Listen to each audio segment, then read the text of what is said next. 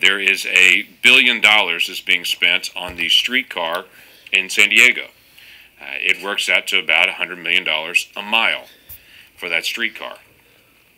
I look at it from the perspective of coming from Oklahoma. Currently, there's a streetcar being installed in Oklahoma City. The people of Oklahoma and of Oklahoma City are paying for the streetcar in Oklahoma City and all the construction work and all the details around it. The only federal expense of that was the initial environmental study required by the federal government. The rest of it's being paid for by the people of that community. I'm a little confused why there's $1 billion being spent for a local transportation project in San Diego to be able to extend that out.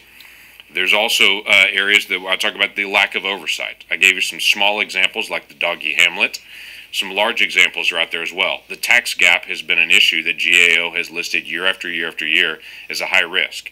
It's current at $458 billion. That is where the IRS has done their own evaluation through the National Research Program, trying to identify where they've got gaps in where they're collecting taxes, and they've identified about $458 billion, but they're not actually acting on it to be able to collect the taxes that are owed.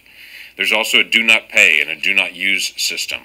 That's a system set up among multiple agencies to say this is either a contractor or an entity that should not be paid. For instance, they're on the death master file from the Social Security Administration, meaning this person's deceased, so don't pay them a check related to whatever entitlement may have been due to them in life, but not as due to them in death. That's not being fully integrated among all of the different agencies. That should be a common sense things to do. Let me show you where that shows up. In SNAP. The retailers that provide SNAP benefits and sell SNAP benefits. There's about 3,400 of those retailers that are using a individual that is deceased. That's $2.6 billion just because they're not connecting the dots with someone who's deceased and not connecting it with SNAP retailers. That needs to be addressed.